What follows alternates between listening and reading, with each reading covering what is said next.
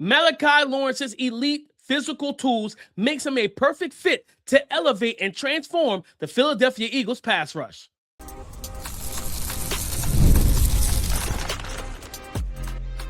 You are Locked On NFL Draft, your daily podcast covering the NFL Draft. Part of the Locked On Podcast Network, your team every day.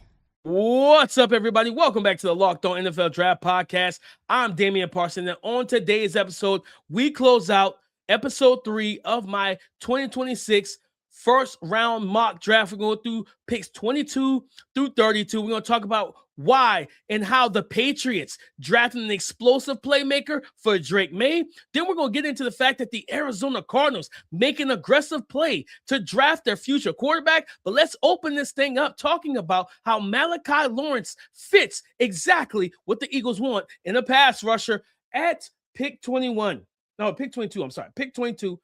The Los Angeles Chargers select Keldric Faulk, defensive lineman / edge rusher out of Auburn. At pick 23, the Philadelphia Eagles draft Malachi Lawrence, edge rusher out of UCF. And at pick 24, the Cleveland Browns get their long-term left tackle with Georgia offensive tackle Monroe Freeling. Let's go to pick 23. As I talked about, Malachi Lawrence to the Philadelphia Eagles.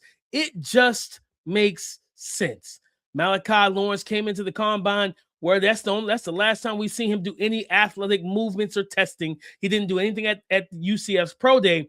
Malachi Lawrence, 6'4", 253, almost 55 pounds with 33 and 5/8 on the arm, almost 34-inch arms, 9 1/4 on the hand.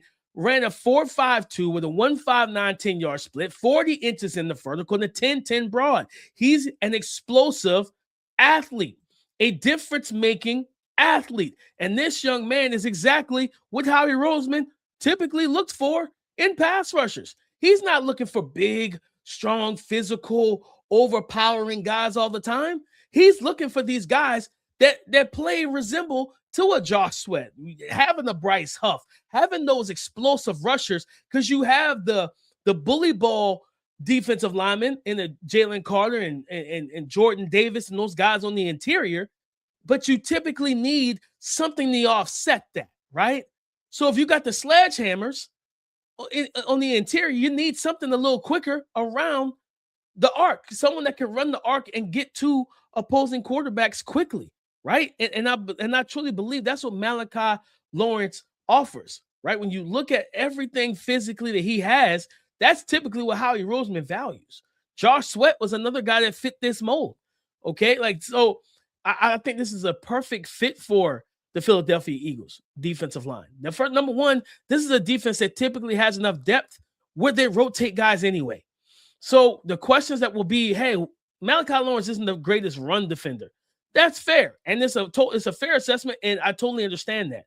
But for the Eagles, they have enough bodies in their defensive line where it's almost like in basketball in the NBA, if you got a star scorer, you get other guys who do the defensive part, right? That's just what you do. It's just the nature of the game. All right. My Detroit Pistons, and Cade Cunningham is an outstanding defender one-on-one. He's really good. But when we face the Knicks, Asar Thompson, Ron Holland, that's your job. Harass Jalen Brunson. Harass Donovan Spider Mitchell. Harass Steph Curry. Follow those guys. Let Cade preserve his energy so he can score.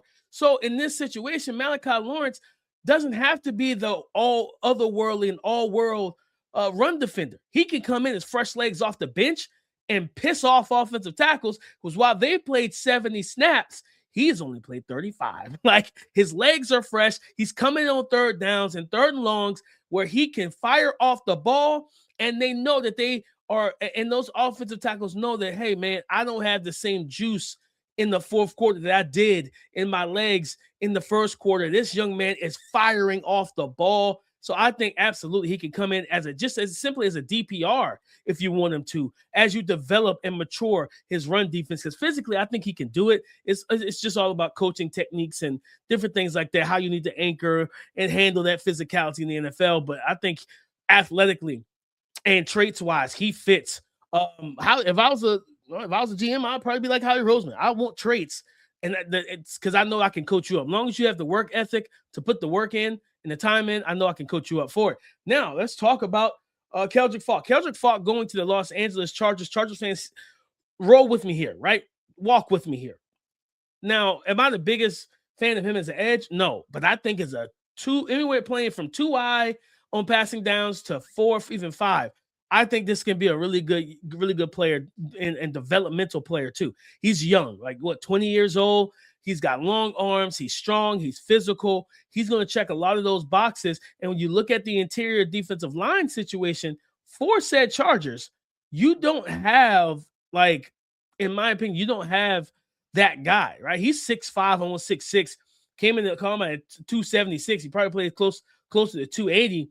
Has a wingspan of 82 and a quarter with 34 3/8 on the arm, right? Like he is, like, he's got the goods physically. The floor is set as a really good run defender too. But talking about, because you got with Tierre Tart, Dalvin Tomlinson, and another like kind of Jamari Caldwell, I think, from Oregon. So you got guys that's going to be run defenders already out the gate. In that, if you're running that odd front, right, running 3-4 on base, that's fine. But to me, when you want to get after Mahomes, you want to get after Bo Nix, who you need to get after because he's had 2 back-to-back really good seasons and almost made it to the Super Bowl himself if he didn't get hurt against the against the Bills. So you got to get to him, and now you got Fernando Mendoza coming into, walking into your division. So yes, having guys like a Keldric Faulk, it matters to me, especially from an interior defensive line standpoint, because we can get upfield, pressure you, and make your life a living hell if we possibly can. And that's the job of the defensive line. You need that. And I think Keldric Faulk's upside is good. Again, if you ask me, DP, do you like him as a pure edge? No, that was never where me and Keith talked about him in the summer. I was like, I don't see it as an edge. I felt like he was a tweener, but I want to play him as an interior defensive lineman and allow him to strike, be physical, use that wingspan and arm length to collapse the pocket and get into the face of the quarterback. He's got, at 20 years old, his power is going to increase, and I think that's when you really, really feel good about what he could become as a true interior defensive lineman. Think about the Calais Campbells and those guys. Not saying he's going to be Calais Campbell, but you want that type of mold and that type of build. If you're on your interior defensive line, you just don't want big guys. You want guys that can collapse the pocket in the face of the quarterback and have the wingspan and get their hands up and make the throws as difficult as possible. But let's close this thing out. The Cleveland Browns hit a home run, a grand slam of sorts. At 6, they got Cardinal Tate, their wide receiver 1, the technically refined, vertical threat, separator, ball winner, all of those things. Any scouting adjective and phrase you want to give Cardinal Tate, he fits it, right? For the most part. But at 24, to not have to trade up, not have to move around and sacrifice picks, they still get Monroe Freeling in my mock draft, the left tackle out of Georgia. And here's why. Monroe Freeling is still a young, raw, green offensive lineman. Not trading away assets or taking him at 6, almost guaranteed he has to start over DeJuan Jones. Picking him at 24, where you originally already had that pick, in a sense, you don't have to do that, right? I think that's the Jacksonville Jaguars pick, if I'm not mistaken. So from the trade last year. So guess what? You don't have to. You don't have to move, right? If you can stay put, and still get Monroe Freeling. Now you don't have to start him. You start a DeJuan Jones, or you let them battle out in camp, and you make Monroe Freeling earn his way as if he was earn his way to make you believe through training camp, man, we maybe should have taken him at 6, right? He's that good, but he's got to earn that. And I think if he does, this is a talented young man, 6'7", 315, got long arms. He's a fluid and athlete and lateral mover. He pass off twists and stunts. I saw enough strength, which I think he can get stronger, enough strength to latch, drop his hips and his waist and bend the knees and drop the anchor, right? And stonewall and stop the momentum of the pass rush. I just think if you're a Cleveland Brown fan, whether it's Deshaun Watson, Shedeur Sanders, Dylan Gabriel, whoever it is, for them to break the huddle and have Cardinal Tate out there with the other receivers they have, and eventually you get Monroe Freeling on the field as your left tackle, you have to feel really good about that, because those are the number 2 needs that they truly had to address in the 2026 NFL draft. Coming up next, guys, it's picks 25 through 28. And the Arizona Cardinals got their man at quarterback next. This episode is sponsored by BetterHelp. Financial stress is something a lot of people are carrying right now, and it's not just about numbers. It can affect your sleep, your relationships, and your overall mental health in ways that build up over time. And the reality is, struggling with money doesn't mean you failed. Sometimes it just means you haven't had the right kind of support. It's something I think about, how easy it is to put pressure on ourselves financially without really talking about it. The stress that comes with trying to figure out everything on your own. Therapy isn't about financial advice. It's about working through the stress, the anxiety, and the emotions that comes with it. With over 30,000 licensed therapists and more than 6 million people served, BetterHelp makes it easier to get matched and start focusing on what you need. When life feels overwhelming, therapy can help. Sign up and get 10% off at BetterHelp.com/lockedon. That's BetterHelp, HELP.com/lockedon. Before I break down picks 25 through 28, don't forget to check out the Everydayer Club for ad-free episodes and access to our group chat in Discord with me, Keith, and other listeners of the show. Tap the link in the show notes or go to lockedonnfldraft.supercast.com to join at pick 25. The Chicago Bears select defensive tackle Caden McDonald out of Ohio State at pick 26. It was the Buffalo Bills, but they traded out, got two extra day 2 picks from the Arizona Cardinals to come up and get quarterback from Alabama, Ty Simpson at number 26. And number 27, Denzel Boston, wide receiver out of Washington, goes to the San Francisco 49ers. And then you get at 28, defensive tackle Lee Hunter from Texas Tech goes to the Houston Texans. Let's go up to 26. And then it's Ty Simpson to the Arizona Cardinals. Mike LaFleur, who I believe is the younger brother of Matt LaFleur, the head coach over the Green Bay Packers. Mike brings in the offense that Ty Simpson fits like a glove. The middle of the field throws, the layered throws, the accuracy, has to improve that deep ball placement down the field and everything. But he gives you that plus level mobility in the pocket to extend and make plays with his legs. But this is a guy that can play on time and on rhythm when protected. And you talking about for him, one of the big knocks was how he finished the season. Well, another knock was the fact that he didn't have really good weapons. I like Jeremy Bernard, but Jeremy Bernard isn't a Michael Wilson. He's not a Marvin Harrison Jr. They didn't have a tight end like a Trey McBride. And Ty Simpson gets to walk into this offense and essentially sit. And you get to sit behind two of the better veteran quarterbacks in terms of leadership and what they bring to the table in Jacoby Brissett and Gardner Minshew. You get to learn between those two guys. They've seen a lot. They've been coached about a lot. They've done a lot. You get to learn from just two great, leadering vets in the quarterback room. And I recall, and it's crazy because we don't people overlook these things. Listening to, I think it's Isaiah Thomas, the guard that used to play for the Boston Celtics. I think it's Isaiah Thomas Jr. And he talked about how he used to watch film in the NBA he talked about watching film in the NBA compared to, compared to when Kobe Bryant, rest in peace, Kobe and Gigi, and what Kobe taught him about watching film. And what I'll use that analogy in that situation to pair into this one. Coming in, you're a rookie. People want to know, what does it mean to learn from a vet? Everything. You get to learn what it means to be a pro. You get to learn how to watch film as a pro, how to dissect coverages. You can't expect a rookie quarterback to come in and dissect a coverage he's never seen, because it's more of a coverage that you see in the NFL. That's his first experience to it. But I'd rather your first experience to it be with vets teaching you how to watch film, how to diagnose it, how to key it, and how to read it pre-snap, how to use your voice inflection in terms of your pre-snap cadence and everything else, right? The fake snap counts and everything. Because what does that do? It truly allows you yourself to be able to force them out of their coverage disguises and their shells. So vets can teach a young quarterback all of this. Fernando Mendoza is the number 1 overall pick.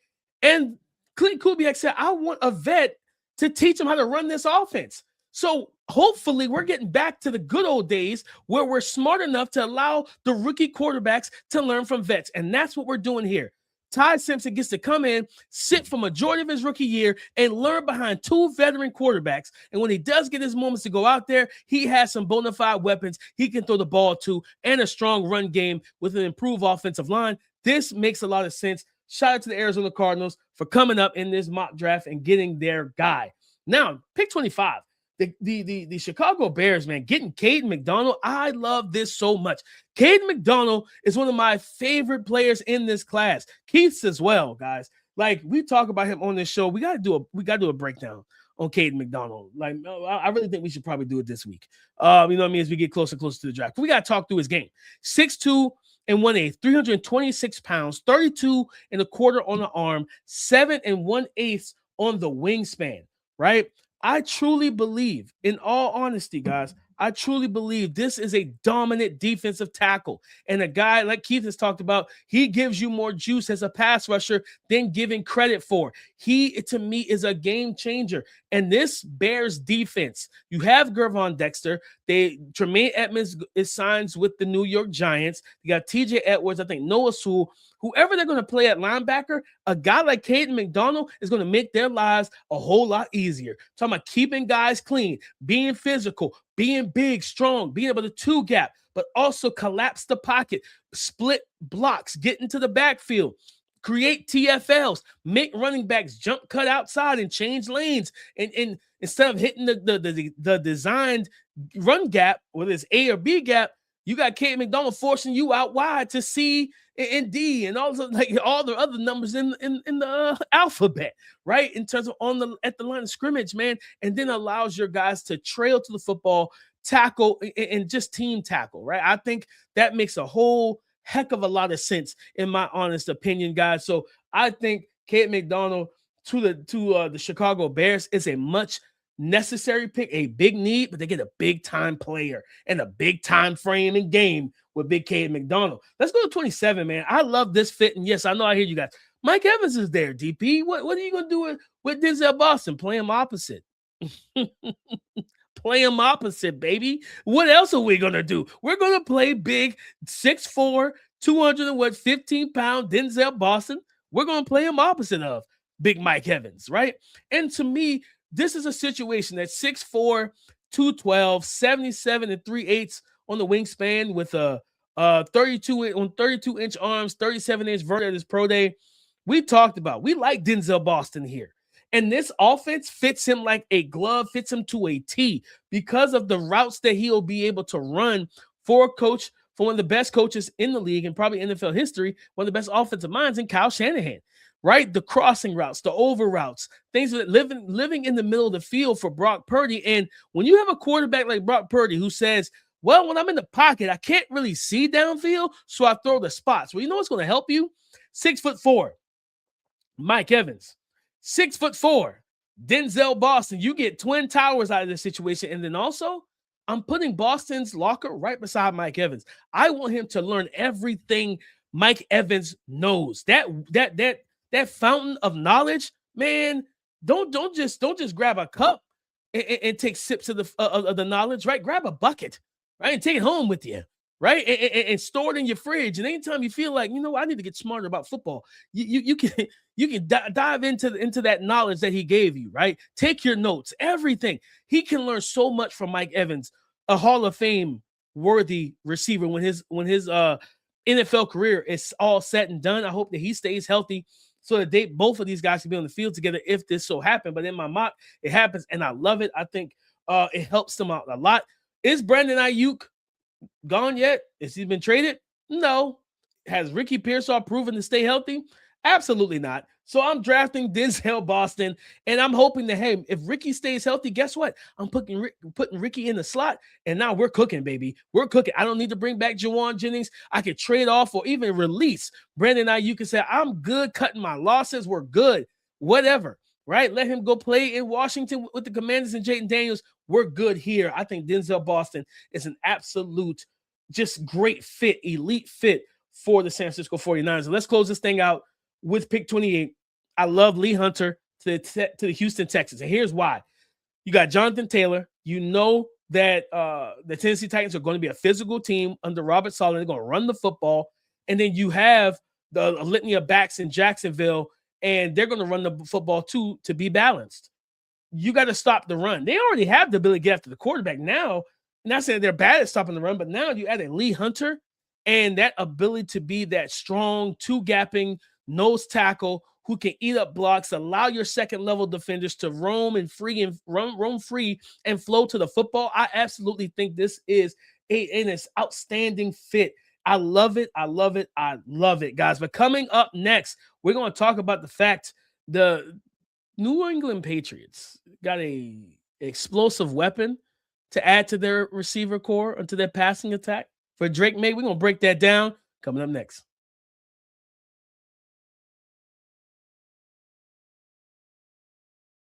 Thank you for making Locked On NFL Draft your first listen of the day. And thank you for making the Locked On Podcast Network the #1 sports podcast network in America. It's all because of you. Picks 29 through 32 at pick 29. The Kansas City Chiefs go defense again. They got Mansour Delane, star corner from LSU at 9. And at 29, 20 picks later, they get TJ Parker, edge rusher out of Clemson at pick 30.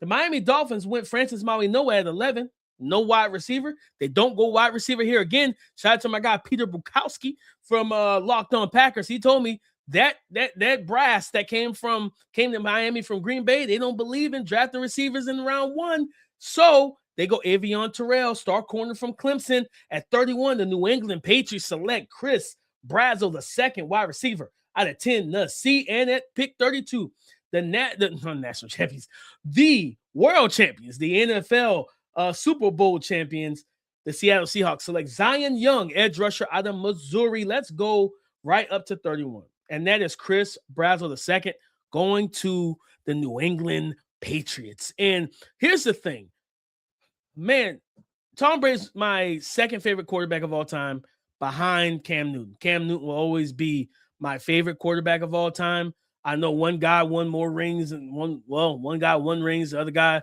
didn't, and whatever, you can say whatever you want. Being from the Carolinas, man, the energy Cam Newton brought, all of that will always be near and dear to my heart.